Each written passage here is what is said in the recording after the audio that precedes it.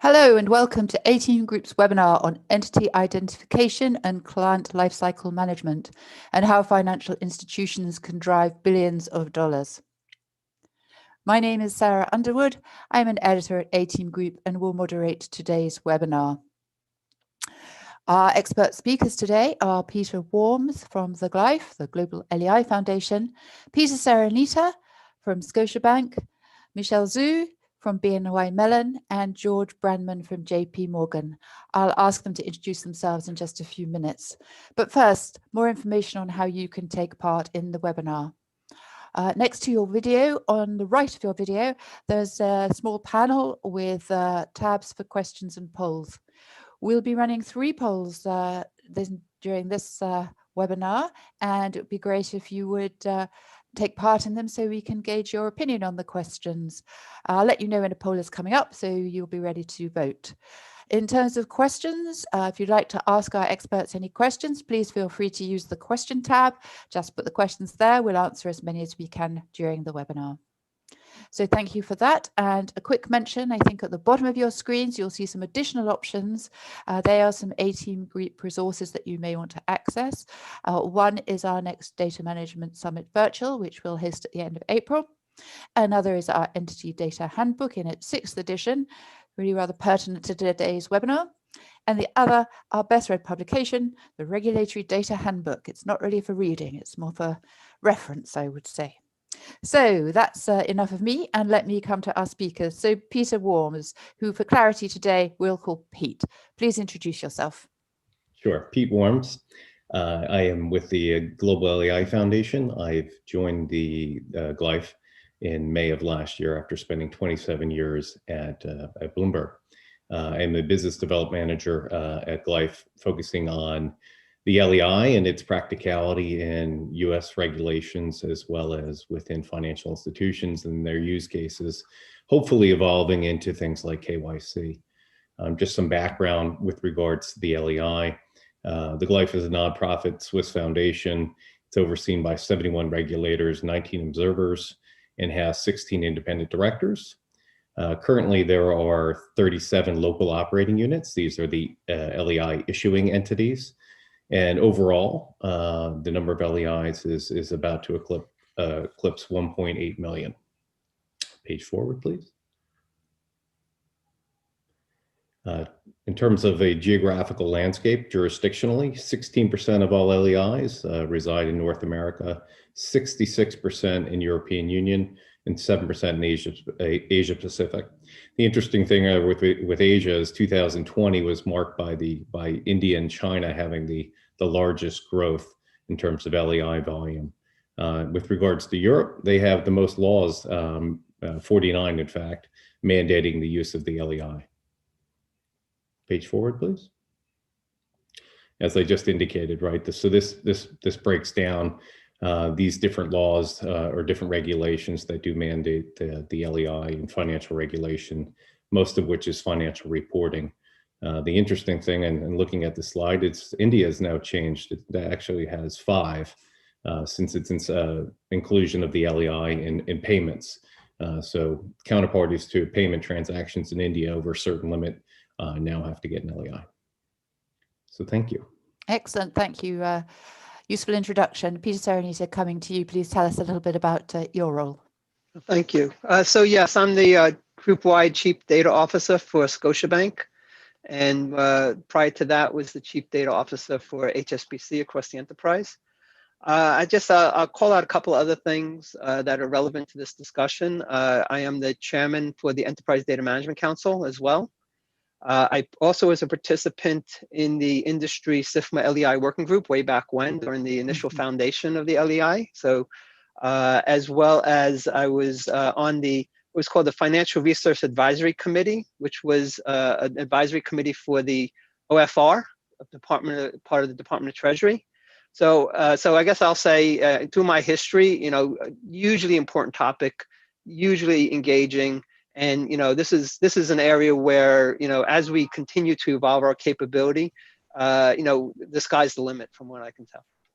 Thank you very much indeed. Michelle, over to you. Sure. My name is Michelle Zhou. I also go by Yinghua. I'm currently with BNY Mellon, and I'm the Deputy Finance Chief Data Officer there. My day-to-day responsibility includes setting up the data governance strategies and the framework, as well as the execution approach across the critical functions in finance, including corporate finance, corporate treasury, as well as regulatory reporting. Previously, I was a referential data officer in BNP Paribas North America, where I work extensively to improve the data quality of our client data and the security data. So I have over about 15 years of experience across business, finance, operations, and data functions. It is a great pleasure to be invited to this webinar, and I'm looking forward to exchanging views with the peers and audiences. Thanks, Michelle. George, coming to you, please introduce yourself. Hello, I'm George Brandman. I'm responsible for the firm-wide reference data strategy and delivery at JPMorgan Chase. Been with JP for about 3 years, was with GE Capital for several years before that, and then Morgan Stanley for almost 20 years before that. Have run both the technology with respect to reference data operations and now obviously forming and delivering the strategy for it, of which party data and LEIs are a major part. Great, thank you all very much indeed. And let's get on with the conversation. But first, let's start with an audience poll. The question is, how efficient do you view your KYC, AML and client onboarding processes? Again, you should be able to see the poll to the right of your screen. So please vote while I come to Peter to share his views on why, despite the amount of effort financial institutions have made, KYC, AML and onboarding are still quite a challenge. They're quite inefficient. Peter, perhaps you could tell us a little bit about why you think this is still the case. Sure, absolutely. So I think we have to kind of break the problem down a little bit, right? And it is a complex problem. We have legal entities, which are complex legal entities, especially when you deal with the global multinationals. And so first of all, it's getting the standardization of data, and I think the LEI clearly is a great first step. But there's a lot more data around an entity, right? Mm-hmm. And so the lack of general standards beyond the LEI is still, inhibits a lot of brings the inefficiencies into the process. I also think a lot of it is still rather manual as opposed to electronic. So again, if we had standardization and if we had electronic information that can be exchanged, again, we get rid of a lot of the manual effort associated with, document collection, document storage, validation, et cetera, et cetera. So there still is a bunch of inefficiency, both in terms of the process being manual, a lot of it still being relatively paper-based. And so really continuing to push on standardization, electronic, and moving to a more electronic environment clearly would help all firms, including the firms that are, that are being KYC'd or the AML process, right? So it's a win-win-win. We just need to get there. Okay, that's great. That's quite a journey then. Fantastic. Let's see the poll results, if we may. So most people feel that their systems are somewhat efficient. Exceptionally efficient, none. Michelle, perhaps you'd like to comment on the poll, which seems fairly appropriate in terms of what Peter was talking about, and tell us how you see KYC and the problems. Definitely. I can definitely comment from end user of the KYC data standpoint. And before I do that, I wanted to share some interesting stats as well, which is somewhat connected to the poll results, right? According to a Q4 2020 survey by Oliver Ryman and Thomson Reuters, we're talking about 90 to 120 days to onboard a corporate banking customer onto a banking platform, right? And then 80% of the corporates, they don't really have a good experience with a KYC, according to what the consulting firm has documented. And 89% of them, the unhappy customers, end up starting looking for business with their competitors, and 12 of them started changing banks immediately as a result. So clearly, KYC has is a pain point. And this is definitely speaking to what the result is saying as well. Somewhat efficient is sort of the majority of the responses. Definitely room for improvement, room for efficiency, room to leverage the standardized data as well as better technology to improve our client experience, reduce the life cycle of client or onboarding, as well as enhancing the operational controls. Okay, thank you, Michelle. That's great. Let me come now to you, George, if I may. We've talked about the problems, and there are certainly plenty of them out there. What approaches can FIs take to remove some of these efficiencies and improve KYC and onboarding processes? Sure. I mean, building on some of the stuff that Peter and Michelle had said, as well as the survey results, a lot of this probably sounds familiar if you're involved in these processes, but first of all, just minimizing the number of documents that are collected from the clients and the number of times they're collected. Clients typically get very upset if you're asking them for the same things over and over again across different legs of the onboarding process, and just making sure that you're only asking for what you need for the types of things that the client's going to be transacting. Ensuring the reference data that you have accurately reflects all the elements of the business relationship. So you shouldn't be kind of masking parts of that relationship, either between counterparties or the documents when you're representing this in your own internal reference data, because all of that will come back to bite you later on, including the product information in there as well. Minimizing what is kind of quick path and serial up front, so that you can allow as much of the onboarding process to proceed in parallel as possible. Just kind of getting the anchors that you need to let the parallel processes continue, rather than putting large kind of serial legs in there. Obviously using LEIs as much as possible. So not just for where you're onboarding, but also for any other party data that you may have in your databases, so that you can cross-reference more accurately to other external vendor data sources. And then when you do onboard a new client, if you already have the LEI available on your internal data, you can really accurately reflect that information without needing to recollect it or revalidate it. And then finally, utilizing and reusing data from utilities where possible. And that's kind of a loaded statement, because we all know, if we're involved in this, that utilities have been very lumpy in terms of their effectiveness. But where it is available, where it is possible, they do provide some leverage for onboarding. Okay, thank you very much indeed. So let's move our topic on now and come back to you, Pete, to talk a little bit about considering the working parts of onboarding and the state of play on entity data and item identification and KYC. All these elements can be a problem. Are they a problem that is best helped by the LEI? Can the LEI provide opportunity here and improve these things and the refreshed process? Yeah, I'll capitalize a little bit on what George said, as well as what Peter said before, right? So using the LEI is recommended.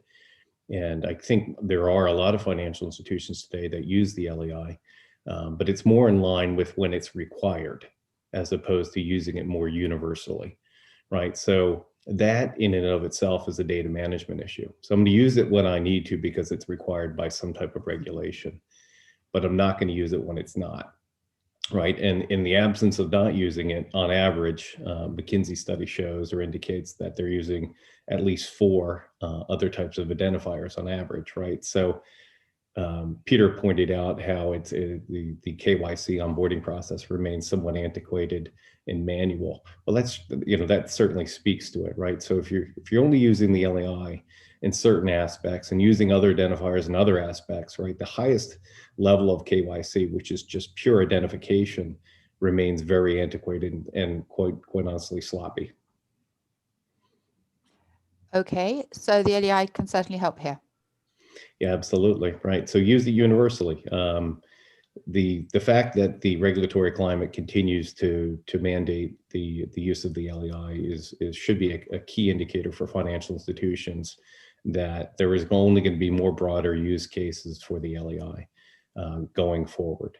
There are things that are on the table, hopefully in the US, such as the Financial Transparency Act, that if it comes to fruition, would require open legal entity identifiers to be used throughout regulators, US regulators and US agencies.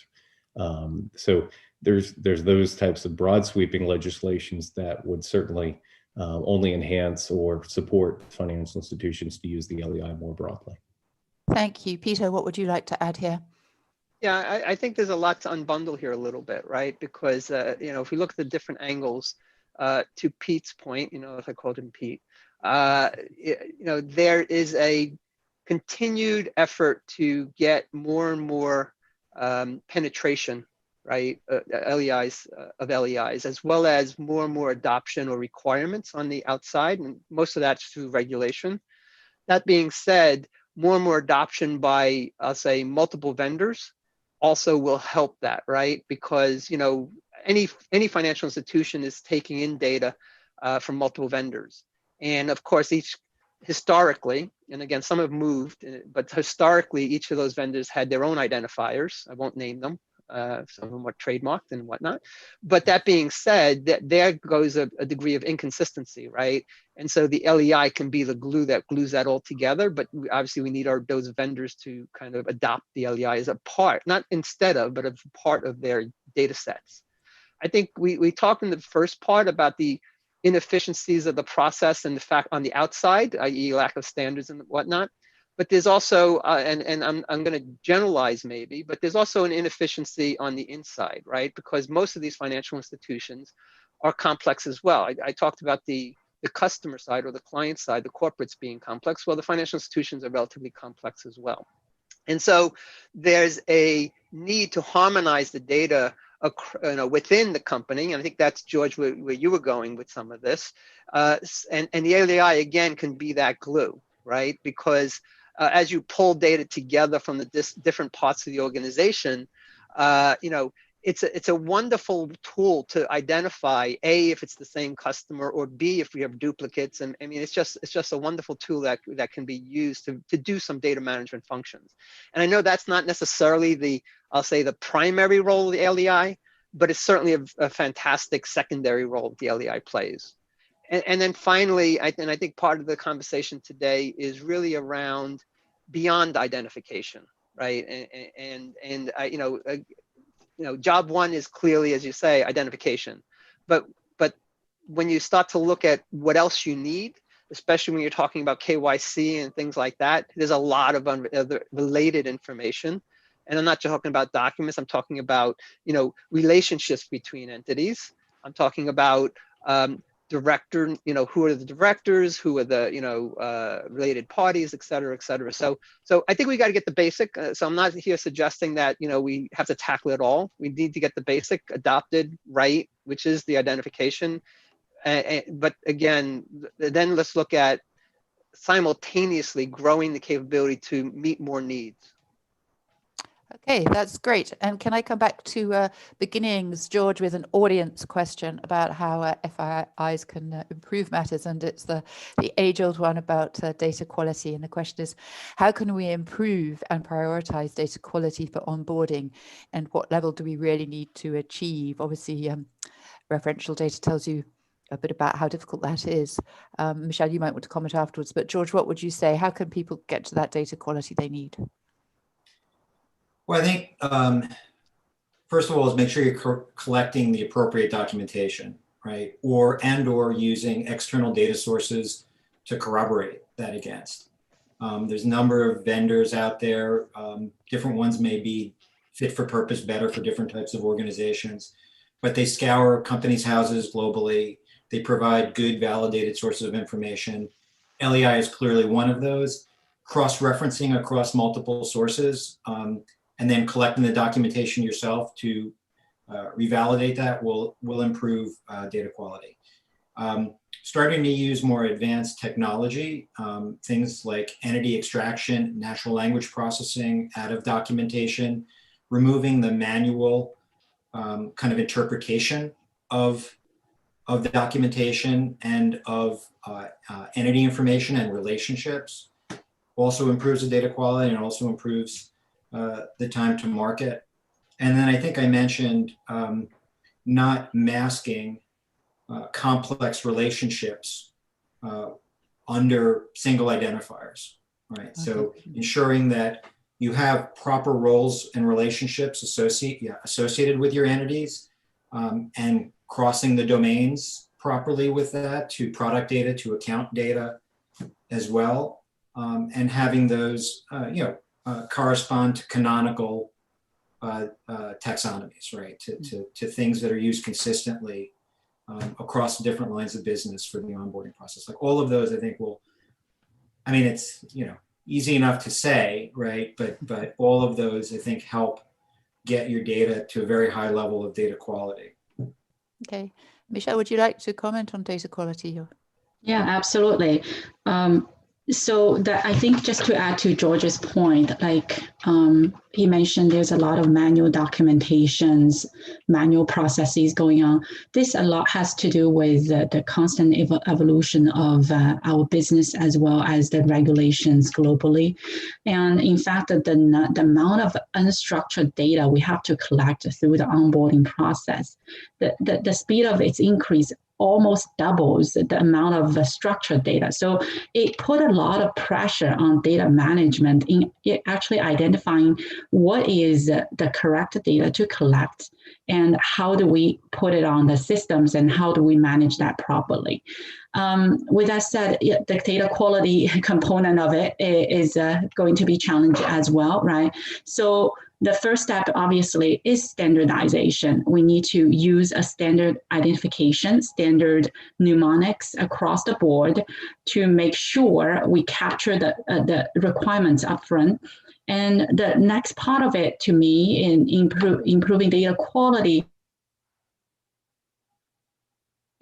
I think we need to enhance the cross-domain type of communication where functions that's at the back end, like finance, risk, who are more familiar with the regulatory requirements, there should be a better communication with the front end with the client management, onboarding, business side, to have that constant education cycle to make sure the regulatory requirements, business requirements, risk requirements are being enhanced into the standardized mnemonic. So we can avoid capturing different hierarchies and maintaining different hierarchies manually in different silos. This can all be connected together in a standardized manner. Fabulous. Thank you both very much indeed. Always the question, but nice to hear some helpful answers. And obviously the LEI is about quality too. So let me come to you, Pete, if I may. No, I think I'll come to you, George. I'm sorry, I'm jumping the gun a bit here. JP Morgan is a validation agent for the LEI. Can you tell us a little bit about that and what the role is of the validation agent, sort of from the start to what you're doing now? Sure. The validation agent, and for folks who haven't read about it, it starts the process to obtain an LEI, and it does this by actually, it's foundational really to onboarding, and it uses, for FIs, it uses a lot of the information that's already been collected to validate the kind of the basic entity information that you need, identity information that you need to obtain one.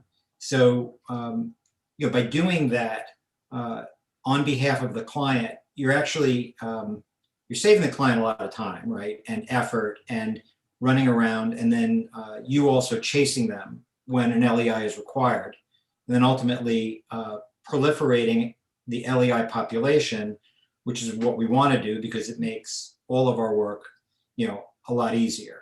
I guess to get started with it, you need to work, or at least as of today, right? You need to work with GLEIF and pick one of your favorite LOUs, and sign an agreement with the LOU, such that you can kind of pass through the validated entity information to that LOU, and then the LOU would obtain that LEI from GLEIF and pass it back to you for the client. Now, why does that matter? Like, why would you go through the LOU in that case?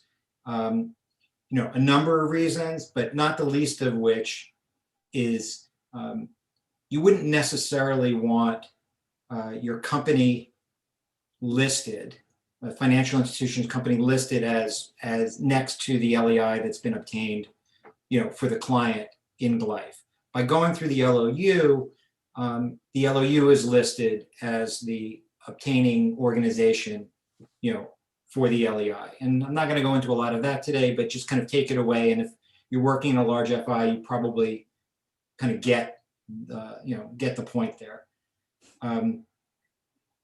You need to ensure that the appropriate customer consent is in place, and this is no different really than any other similar processes that we go through on behalf of the client. But it could be a simple letter that you work through with your legal department where the customer ticks a box or as part of the onboarding agreement to allow us to, you know, to allow the bank to go and get that information. There's some cost involved. It's not a huge cost. I'm not sure any of that's published, and it's probably negotiated per engagement. But you need to decide what you want to do about that, pass it on to the client or absorb it as part of the onboarding process. You could easily make the argument that the time you save for the client and for the bank in onboarding and chasing is easily returned on investment, you know, from performing this process and acting as a validation agent. Given that you're already doing that validation process as part of your CIP KYC as well. You would typically do the annual update for those LEIs where you're acting as the validation agent. Again, that could be incorporated into your normal KYC periodic refresh process. You'd want to make arrangements to STP this as well. So there'd be some APIs involved. They're fairly simple APIs, but that all has to kind of be worked out where your onboarding systems would talk to the LOU for, you know, making that request and then receiving the returned LEI in response. And then I guess if the if you know about updates to the LEIs that you're maintaining, you would also kind of be proactively making those updates through the LOU to GLEIF, but also responding to any challenges that might be happening from GLEIF or to GLEIF about those parties, which in reality is a good thing, right? So if somebody's informing you about an update to a party that you care about, a legal entity that you care about, like that's yet another kind of free, quote unquote, source of information to an update that you may be receiving prior to it even being available from a vendor or from the client to yourself. Okay, thank you very much indeed. Pete, what would you like to add there from the GLEIF's perspective? And are there any indications on cost, or is that a very one-by-one kind of thing? Yeah, so I'll cover the first part. So the one thing George was really indicating with regards to the LOUs is that there is a tremendous amount of redundancy in terms of what local operating units do today when they issue an LEI in terms of validation verification. That's already being done by George or JP Morgan or any financial institution, right? So once you eliminate that redundancy, you're now you're creating more efficiency within the onboarding process. So JP Morgan as a validation agent takes greater control over entity identification right from the onset, as opposed to saying, this is an entity I'm onboarding, hey, you need to go get an LEI. That entity then goes to a local operating unit, gets the LEI, and eventually comes back, right? Michelle talked about the number of days on average it takes to onboard an entity.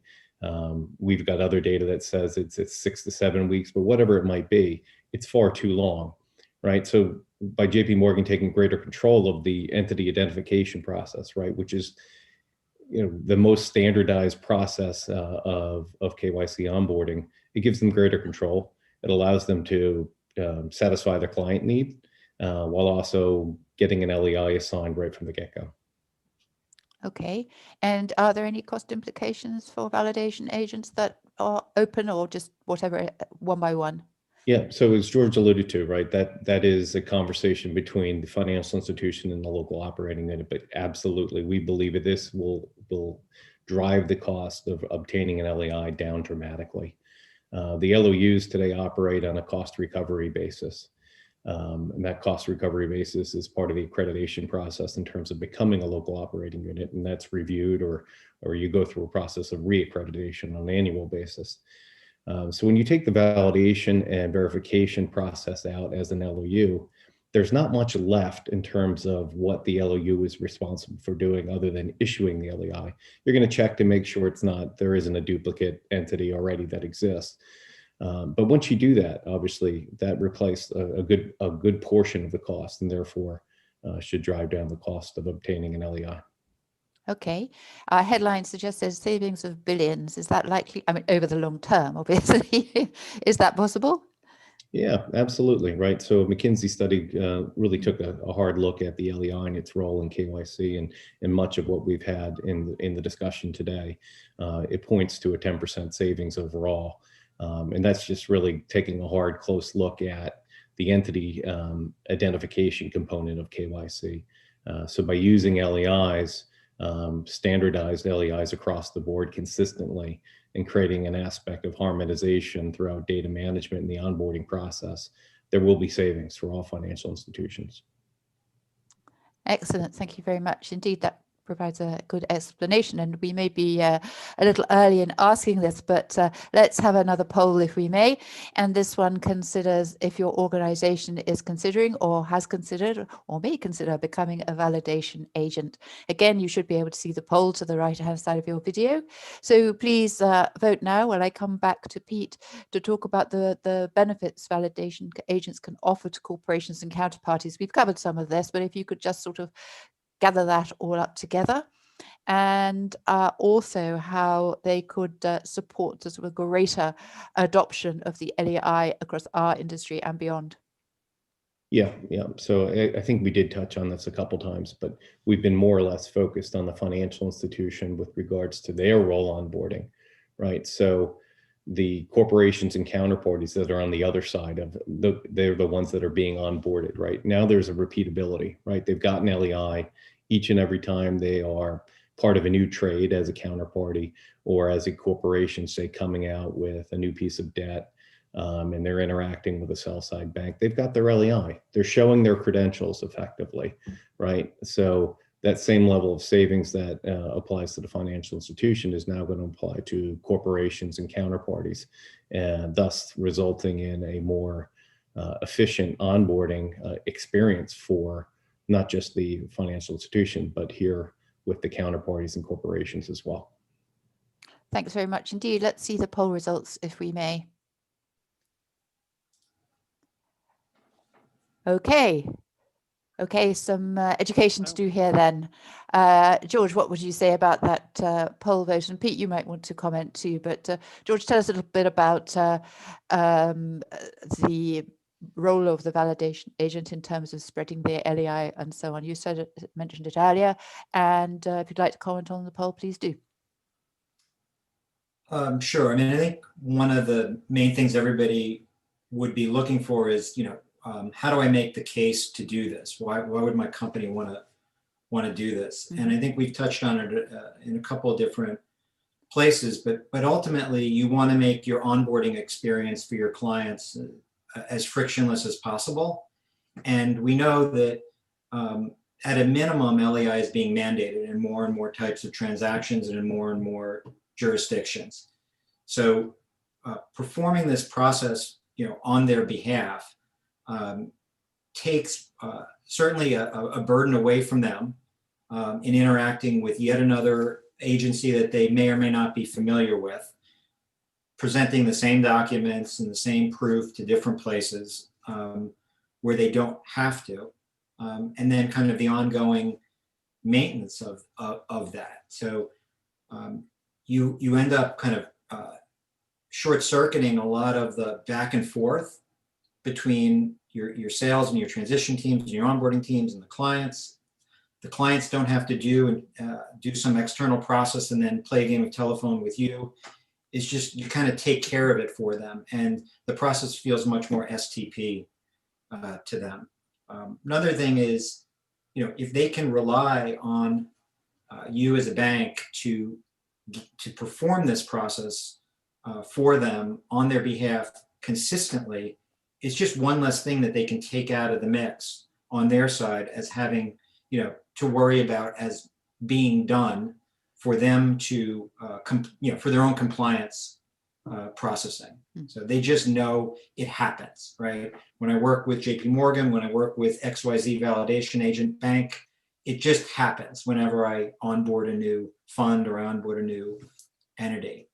And then finally, the value is now certainly with the required reg reporting, but as we see the LEI appear in more and more messaging and networks that are connecting banks and payments networks together, the value is just going to grow exponentially, because instead of having kind of English language names and non-unique identifiers around the different counterparties involved in transactions of all kinds, you'll have this unique identifier that describes who's involved, and the back and forth in resolving errors, the errors to begin with, the reconciliations will all just kind of drop, I think, organically as this proliferates across different types of transactions.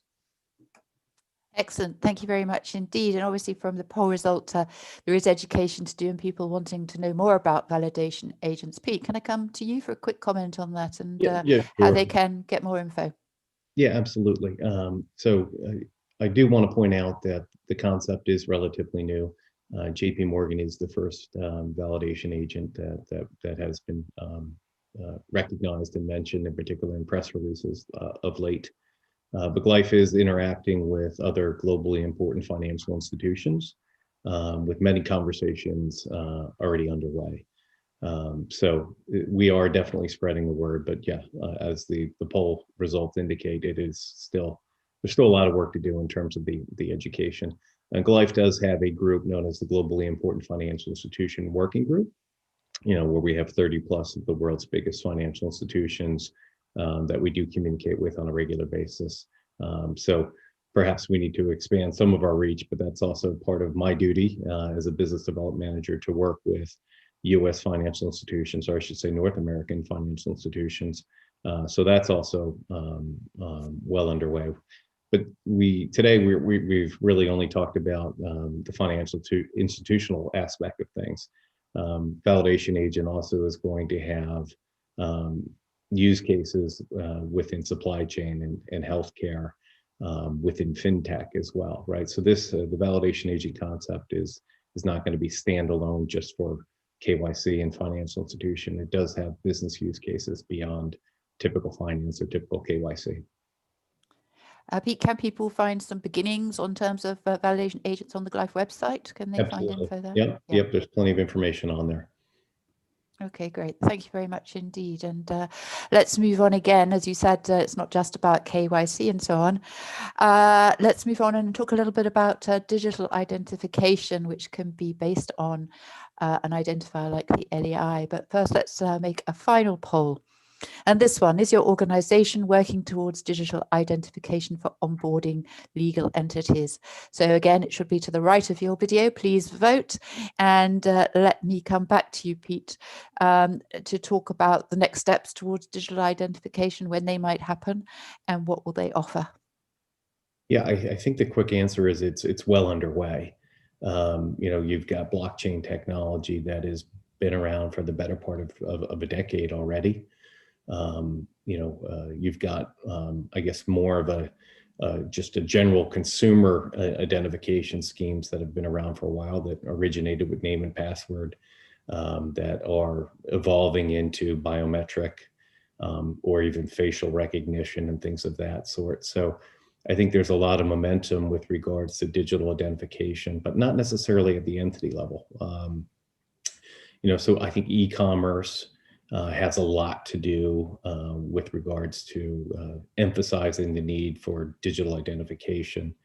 It requires people and entities to prove who they are, right? And that's relevant. So digital transformation is a key topic. I hear about it just about every day. I get an email in my inbox about it just about every day. But the key aspects are how you go about doing that in a trustworthy way, so you understand who you are conducting business with. Okay, fantastic. Let's see the poll results, if we may. Thank you. Wow, that's impressive. Pete, what would you like to say about that? I'm not surprised, right? It's a key aspect. I think it's only been magnified by the pandemic, right? Doing business face to face is not happening these days, and I think this pandemic perhaps has also re-emphasized or overemphasized the need to have more of a digital solution in terms of business transactions going forward. Thank you very much indeed, and thank you everybody for voting. That's very helpful indeed.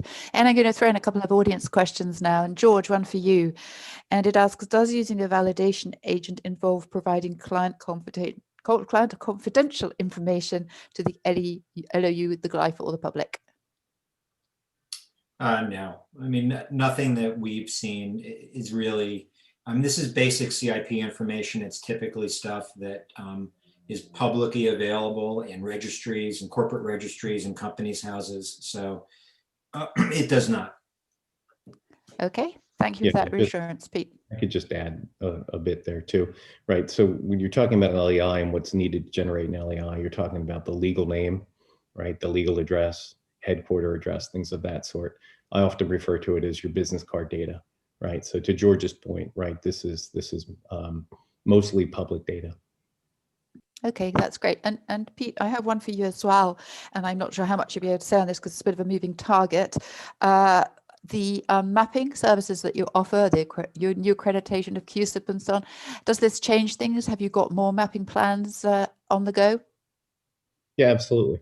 So yeah, we have a mapping certification program where SWIFT-BEX to LEI is one component, but more recently, ANA, the Association of National Numerating Agency, and ISIN to LEI is also relevant, right? So I think it came up much earlier in the conversation with regards to harmonization. I think Peter Serenita said it. So multiple data sources is always a classic example, right? So large financial institutions take on dozens of data feeds. And trying to harmonize around that is very difficult. Instrument level identification is a little bit easier. It's been around a lot longer. There's a variety of different types of identifiers to use, but entity level identification is still a bit of a black box. The LEI is obviously the way to solve around that, because that is the way you can use the LEI as a linchpin to map across disparate data sets. So GLEIF also has another group, a vendor relationship group, where some of the biggest vendors, data vendors that is, and also KYC providers do participate in quarterly discussions. And we have confirmed that many of them now take in the LEI or map the LEI on a daily basis and do include that in their products and services. So it's definitely headed in the right direction. But to answer the second part of your question, yeah, absolutely. We would like to engage with other entity identifiers or even instrument level identifiers that can be mapped back to LEI on a go forward basis. And there is more information on our website about our certification program. Excellent, thank you. One more before we move on, and this is jumping back a little bit, and it's for Peter and Michelle. And it asks, aren't there limits to how much of the due diligence process can be reduced to standardized data? Based on what you see at your firms, do you have a sense of where that boundary might be? Who would like to go first? I'm happy to go first. Thanks, I think Peter. yeah, sure. I think, and this goes, it actually ties in with the digitization question as well, right? Because there is a set of data that every company needs to collect. And George mentioned, I think it was George who mentioned the utilities previously, and Michelle mentioned the unstructured versus structured. And right now, a lot of that data is unstructured, right? For better or for worse. And we're collecting registrations, we're collecting a lot of other information about the entity, and really kind of standardizing and digitizing, not in the form of digitizing a scanned form, but actually truly digitizing, would go a long way to, number one, obviously efficiencies. We talk, the topic of this discussion is, or the main topic of discussion is the savings of efficiencies. But I think we also have to consider the inefficiencies of inconsistency, right?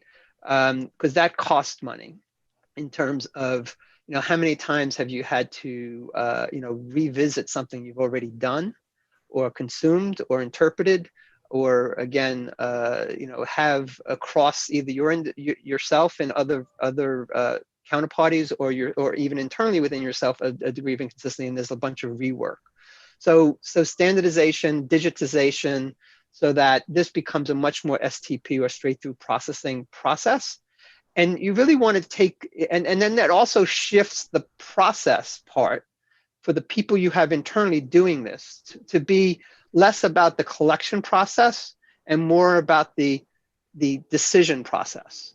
And really that's what we're trying to do, right? Is let's get the collection process as efficient and as consistent as possible, so that we can spend most of our time on the decision process. And because that's where really the value add is, right? The collection process is just a means to an end. And hence the need to, again, I'm sorry if I sound like a bit of a broken record on this, but one day we will succeed in terms of standardizing and digitizing all this information. Okay. Michelle, would you like to add to that? Yeah. The way I think we look at this, gaining the efficiency of the KYC AML process, I think it shouldn't be just limited to the client onboarding, the cost effectiveness of using standardized data. It should be looked at from a big picture standpoint, right? How many times we actually get into trouble with the regulators, and how many times we get into trouble with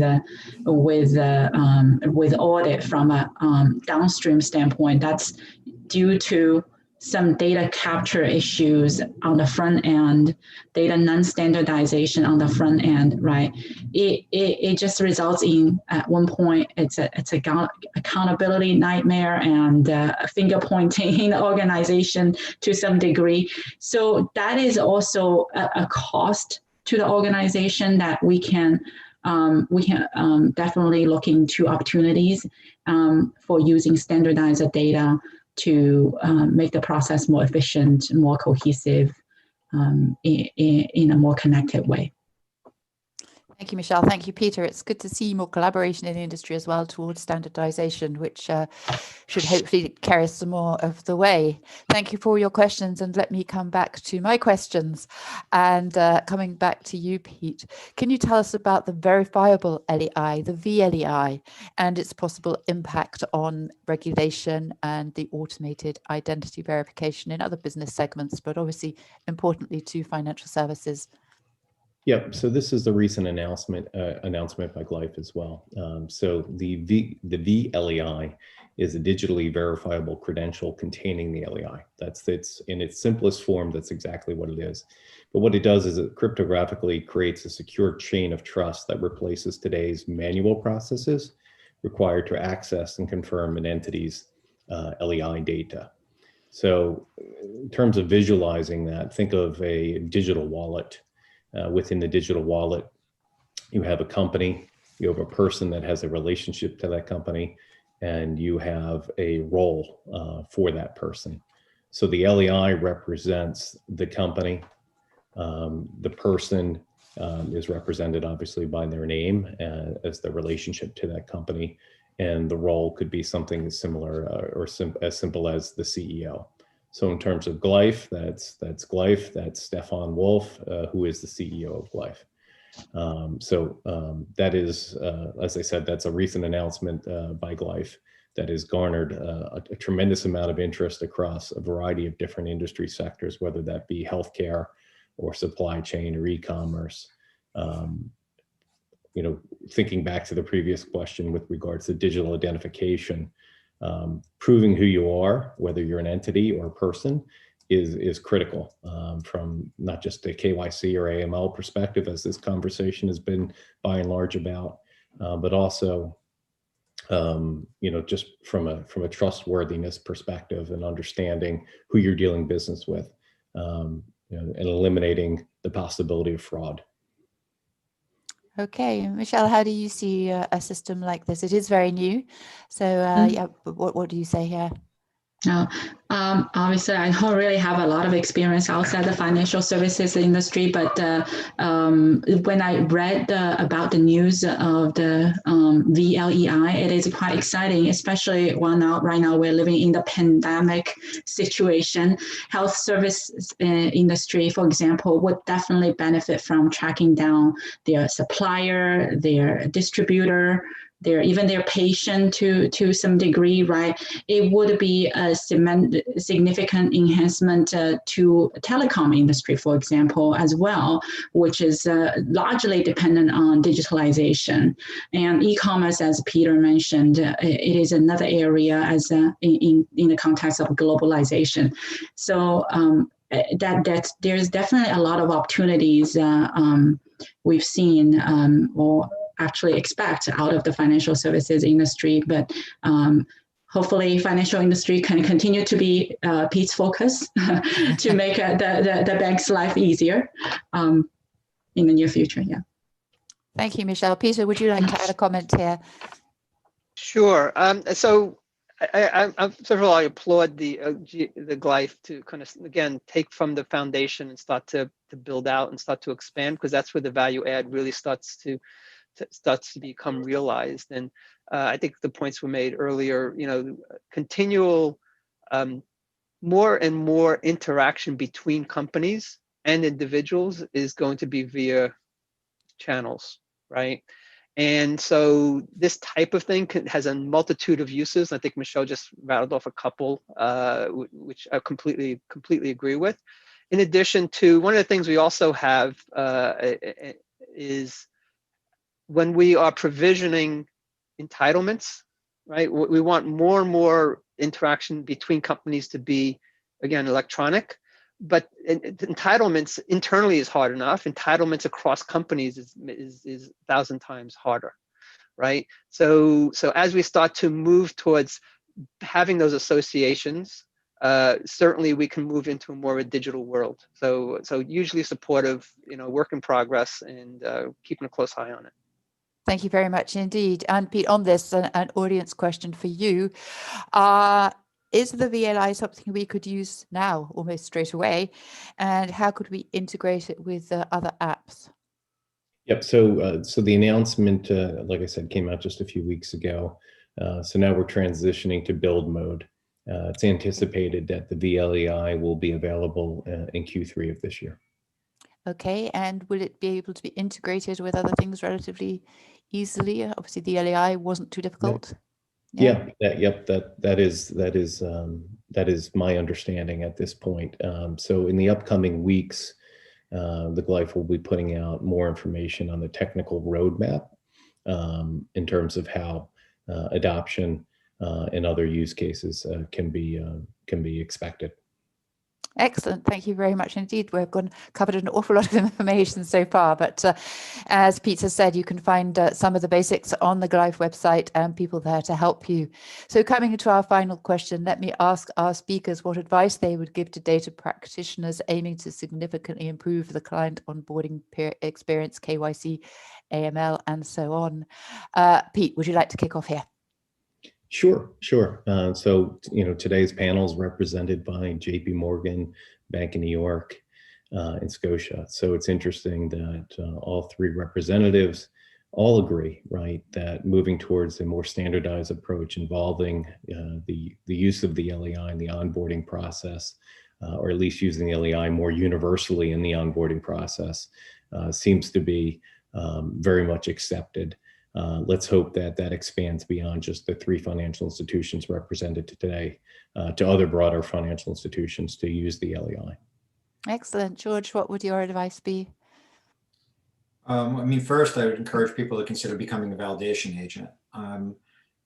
It helps your business, but it helps all of our businesses, right? And the more people that do it, the more value there is to the industry. And LEIs become ultimately can become a cross-industry, cross-business process identifier where we don't rely on proprietary, bespoke identifier of which there are dozens today for legal entity, and it becomes independent of any of these and ubiquitous across transactions. So that's certainly one of them. Use them in your entity or your party data internally, whether it's with parties that you're currently transacting with or not, because they will improve the overall quality of your party data in-house.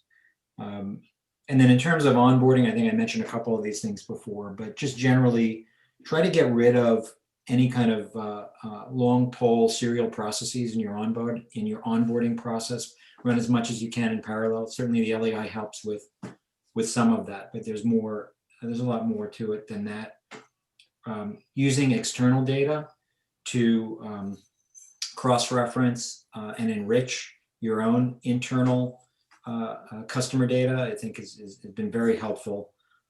It also helps, to the question earlier, improve the data quality, because you can get a bit of a consensus on attributes and duplicate records, which is what we all strive for with our entity data.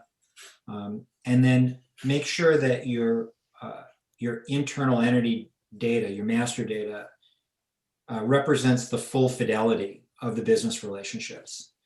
The more you do that, the easier it becomes to understand what business you're doing with clients, what additional information you need, how you onboard, and how you maintain and transact. Okay, thank you. Peter, what would your advice be? Sure, I'll try to be concise. I'd say first key word is adoption. And that adoption is internal adoption and obviously fostering external adoption as well. I think the next one is advocacy, right? Advocate so that you can get more and more broader adoption of the capability. And third is engage. These things don't happen by themselves. I mentioned I was in the early SIFMA working groups. So make your voice heard, participate, engage, and it will rise the tide. And what happens when the tide rises, all the boats rise. So that's the intent. This is for the good of the industry. It's for the good of every individual firm. So again, engage. Thank you very much, Peter. And thank you to all our speakers who've shared their experience and their expertise with us today. And a very big thank you to the GLEIF for sponsoring today's webinar. We've covered a lot of ground. It's been a great conversation. Just a quick reminder of a few of the A-team group things that we chatted about earlier. You can go to the bottom of your screen to the additional options panel, where you can register for our upcoming Data Management Summit virtual, where things like standards and identifiers are bound to be part of the discussion. You can also download our Entity Data Handbook and our Regulatory Data Handbook. I hope you find them useful. So that's it for today. So thank you again to Peter, Michelle, and George. And thank you to all of you who have watched the webinar. Please don't forget to complete our webinar feedback form. Thanks again, and goodbye.